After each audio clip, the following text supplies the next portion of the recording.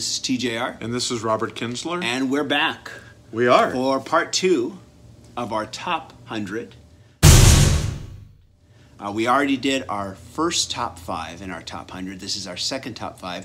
Yes, this is going to be a bit of a long-running series, but so far, I think everybody's enjoying it. Yeah. We're enjoying it. Yeah, we definitely are. And if you haven't tuned into part 1, basically the way we are doing this is we're doing this as stream of consciousness.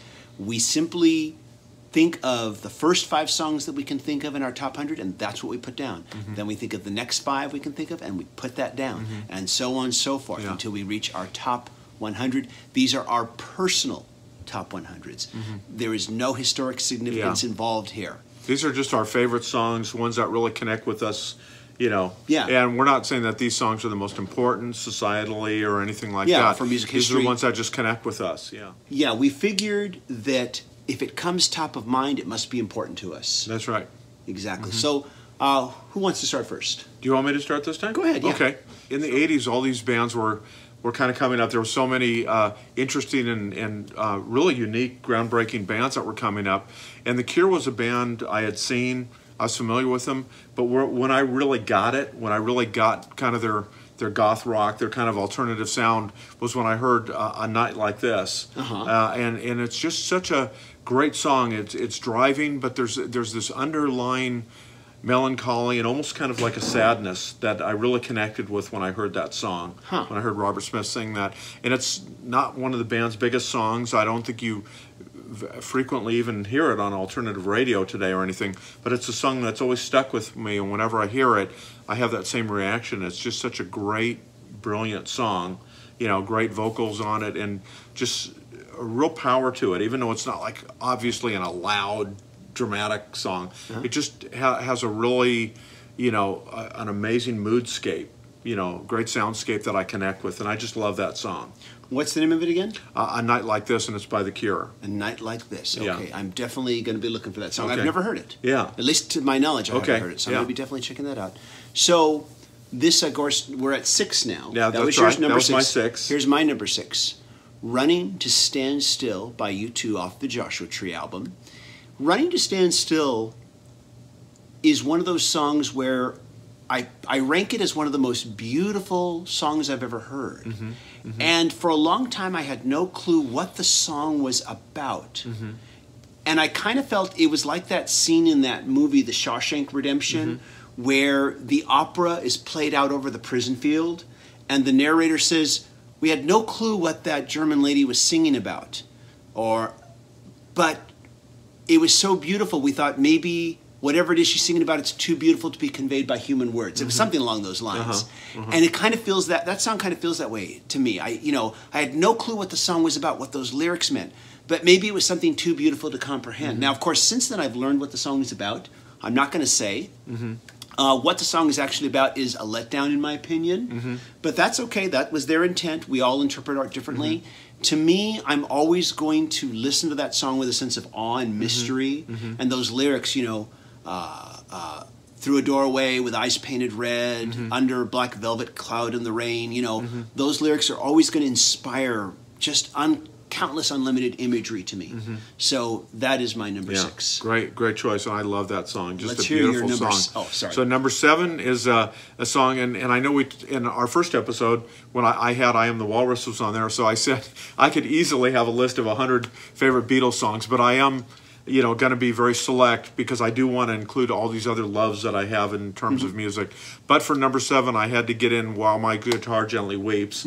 I just love the song. My parents owned the White Album, and ever since I was a tiny little kid, I've just loved that album. And that track in particular has always meant a lot to me, even before I knew it was Eric Clapton on the guitar. And I just connected with it, you know.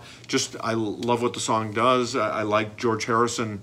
His vocals are great. Love the piano on it, and the drum. There's just something about that song, and it's like it never gets old. It always sounds as fresh and as powerful as like when I was a little kid and heard it for the first time. Love that song, and that's number 7 for me. Nothing I can add. It's an amazing song. Yeah. I've loved it since I was a kid too. Yeah, great song. Nothing more I can say.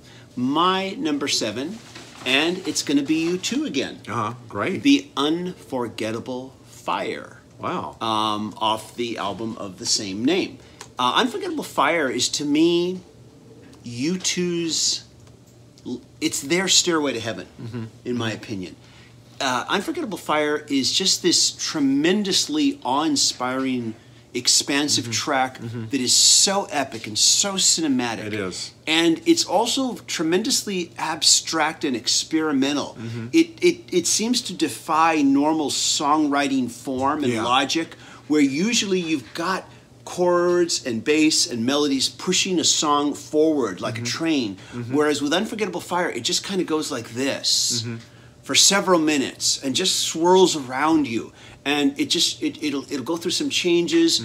There's a brief moment where those orchestra hits come in where it goes bam, ba-dum, da-dum, where it has to have, where for a brief moment it has some bit of standard structure, forward momentum, and then it pulls back again, and then it just kind of vanishes into the haze.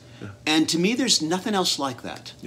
An amazing choice. What a great song. It's, just the way you're describing it, it's like the whole music fills my head. It's just an amazing achievement. And U2's had many of them, like we were just talking about the Beatles.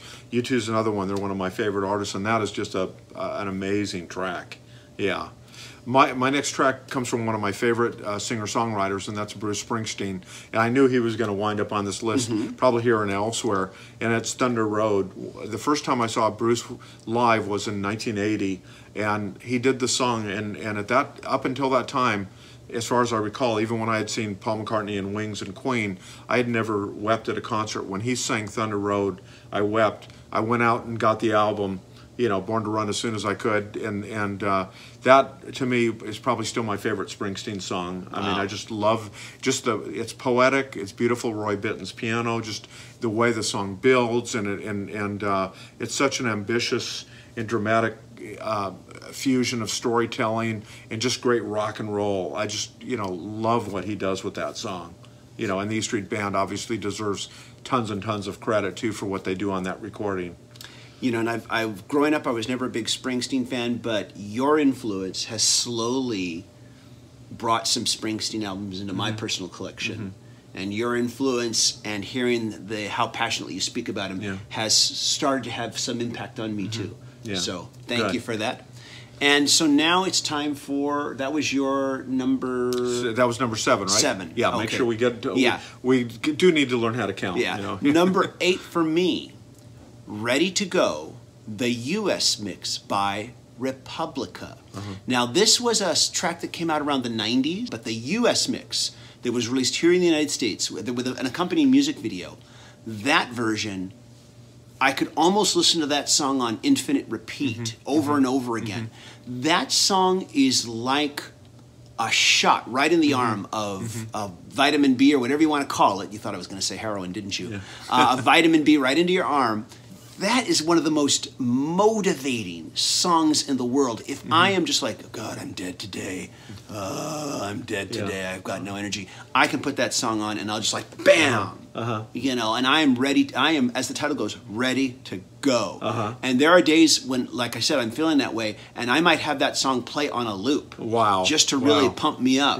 Good. It's like if I'm exercising, that song will pump me up. Ready to Go. I'm sure a lot of people aren't familiar with it. I don't know if you are. No, I'm not. No, I'd like to hear it. Definitely look it up. But it's the U.S. mix. You have to hear that version.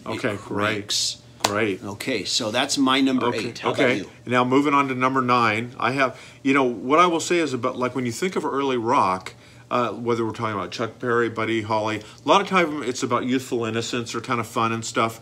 You fast forward to 1964, so we're still talking about rock's relatively its infancy, right? So I'm going to talk about the Zombies, She's Not There. So even though, you go, love songs, not there, but there's a real mystery to that one, She's Not There. It's a deeper look about than what I think other bands were doing at the time. It was also kind of the beginnings of the British invasion. But I just love the Zombies, She's Not There. Santana, I think, had a much bigger hit with it. He did, yes. Santana had a great hit. And Santana's version is brilliant. But I will tell you, nothing to me comes close to the Zombies' original version that was recorded in the summer, as I recall. Hopefully I'm correct there. In the summer of '64. I just think that this is a recording that basically is what we're talking 55 years ago. This was recorded almost, and it just holds up. It's powerful, just an amazing song, an amazing arrangement, and the recording. And it's just been released as actually a remaster's greatest hits. And when I heard it there, it's like rediscovering it again. What a great song. Wow. Yeah, love that. And that's number 9 for me. Like a lot of people, I initially attributed that song to Santana growing up because it was all over the radio. And I remember there was that time period where suddenly there was that moment of discovery. Oh, you mean Santana didn't do this first? Yeah. Someone else did. Yeah. So glad you shined a light on that. My number 9. Tomorrow Never Knows by the Beatles off of Revolver. Tomorrow Never Knows is, to me, that song was so way ahead of its time when it came out. This is another song that I can listen to almost on infinite repeat. It is trance-inducing, but in a very powerful and motivating way. Yeah. Not in a Zen kind of way, but in just this like, all right, kind of like that kind of way. Yeah. Just a very groundbreaking song. A friend of mine once said this song was rave before rave existed, is how he described it. That's about all I can say. Great song. Wrapping up this episode for me is my number 10, which is I Need to Know by Tom Petty. And all I can say about this song is I still remember. It's funny, if a song connects with you, you almost remember the first time you heard it when it did that. But I was at some kind of party. It was a summer party, and I didn't even care about being at the party for whatever reason. But I remember this song. Somebody put it on the stereo, and I'm like, wow, what's that? And I knew about Tom Petty, but there's something about that song. To me, it had kind of the ferocity of some of the punk rock that was kind of coming up at the time. But it had some of the great elements about just great classic rock too. It was a fusion of kind of the new wave to come, the punk rock, the great, bona fide, authentic classic rock that really had some emotional weight to it.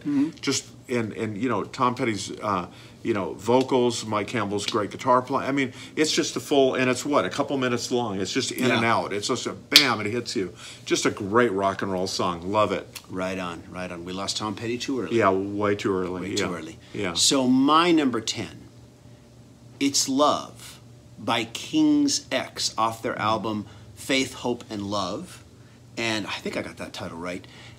It's Love is like the Beatles if they were a heavy metal band. Because you've got the crunchy guitars, but you've got all this melody, you've got these huge layered harmony vocals, you've got all that going on, but it's got this aggressiveness to it, and it is just a powerful song that just, to me, epitomizes every single warm summer night, really enjoyable warm summer night, being outside, just enjoying life, and the album is a great album too that I think is oftentimes overlooked. I think I need to bring it up someday. Maybe I need to bring that up if we ever do another Lost Classics segment. But It's Love by King's X. Wow. Have you ever heard that one? I haven't, and I did see King's X. I think they opened for Rush when I saw Rush, and I could be mistaken, but I saw King's X way back in the day, and I remember they were terrific, and I need to hear that song too. I'll try to play it for you. Yeah, thanks for shedding some light on that one. So that completes our 6 through 10. 6 through 10. All right. We know our numbers. We know our numbers. Exactly. So once again, the last time we did this, everybody shared with us their first 5. A lot of you did and left your comments, and really appreciate that. Yeah, and some good choices on there. Very by the way, good too. choices Great. too. I discovered some new stuff. Yeah. And so please let us know your next 6 through 10. If you haven't done that yet, please let us know. And till next time, we'll be back, I guess, with 11 through 15. That's right. That's All right. Looking forward to that. Take care, everybody. See you later. Bye.